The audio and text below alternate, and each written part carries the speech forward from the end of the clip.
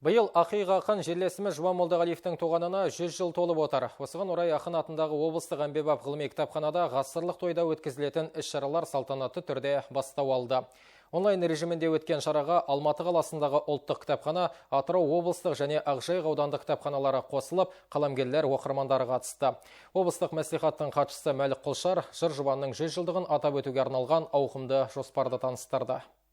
Мерейлі жылға орай Қазақстан Республикасының мәдениет және спорт министрлігі өткізетін мерейтойлар мен атаулы күндердің тізбесіне енгізілген. Арнайы жұмыс тобы құрылып, халықаралық деңгейдегі Жұбан және ерлік жыры атты жазба поэзиясы мүшәйрасын өткізу, ақын өлеңдеріне жазылған әндер байқауын ұйымдастыру жоспарланған. Алталаштың ардақтысы Жұбан Молдағалиевтің кіндік қаны тамған Ақжайық өлкесі мерейтойға жақсы дайындықпен келді. Осы уақытқа дейін облысымыздағы мектептерге ғылыми әмбебап кітапханаға есімі берілсе, Оралдағы орталық алаңдарының біріне және туған жеріне ескерткіштері орнатылды. Мерейтой жылында да ақынның аты ұлықталып, есімін мәңгіге қалдыру мақсатында бірнеше шаралар жоспарланған. Ақынның туған топырағы Ақжайық ауданында Жұбан ағамыздың атындағы мәдениет пен өнер кешенін жаңадан салып ашу, Орал қаласында ескерткішін орнату мәселелері қарастырылуда.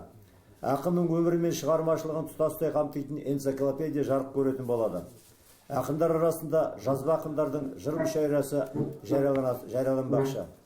Жұбан Молдағалиев атындағы облыстық әмбебап ғылыми кітапханасында ақынның 100 жылдық мерейтойы қарсаңында қазан айында Жұбанның жыры ғасырлар үні атты халықаралық ғылыми тәжірибелік конференция өткізу жоспарланып отыр.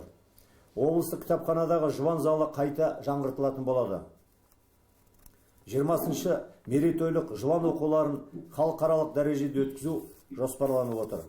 Тікелей байланыста Алматыдан қабырғалы қаламгерлер Темірхан Медетбек, Мыңбай Рәш және Ақшұта Бақтыгереева, ал Атыраудан Жұбанның сөзіне жазылған атақты Еділ мен Жайық әнінің авторы, танымал композитор Илья Жақановтар сөз алып, ақын тойы елдіктің белгісі екендігін айтты. Жастық шағынан ақынның елге сапары кезінде бірге жүрген өлкетанушы Жайсаң Ақбай дара тұлға туралы естеліктермен бөлісті. Өткен ғасырдың 60-шы жылдар Жұбан туған жерге келген сапарында балабақша тәрбиеленушілері "Мен қазақпын" дастан жатқа соққан тебірені еске түсірді. Ұлттың ұраны болған осы жырды оқып өскен ұрпақ санасы отан сүйгіштік рухта тәрбиеленді. Қазақтың тәуелсіздігін аңсаған, қазақ өзі ел болып басқаратын уақыт келді деген Кремльдің жіберген адамын қабылдамай, қанша жастарымыз сол Жұбан тәрбиелеген. Жұбанның "Мен қазақпын" дастанының рухында тәрбиеленген жастардың үлкен қаһарлы көтерілісі тарихқа енді. Жұбан ел есінде мәңгілік қалатын ақын. Ақынның кешегі желтоқсан кезіндегі азаматтық ерлігі ешқашанда ұмытылмақ емес. Жұбан елдің тәуелсіз болғанын көре алмай кетті. Бірақ ол егемендік жолында барын салып күрескен қазақтың қайсар ұлдарының бірі және бірегейі де ақын Айтқали Нәріков.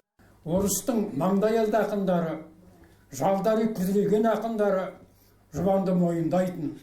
Бүгін Ресейдегі, СССР-дағы ірі ақындардың барлығы Жұбанмен дос болатын.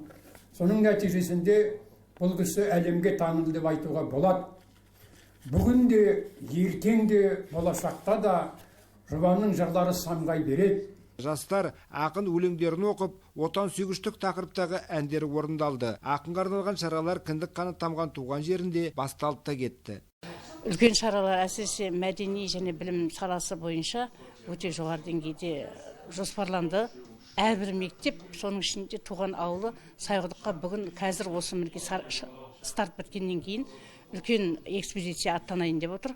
Бастысы Жұбан ақынның шығармашылығынан 3 тілде энциклопедия шығарылады. Сондай-ақ Нұр-Сұлтан, Алматы және Орал қалаларында ақынға ескерткіш қою жоспарда. Қысқасы мерейтой тізбегі ауыз толтырып айтарлықтай. Қазан айында Жұбан Молдағалиевке арналған республикалық ғылыми тәжірибе конференциямен қорытындыланады. Ұлықпан елеуі Рүстем Исжанов, Дастан Оразбаев, Ақжайық телеарнасы.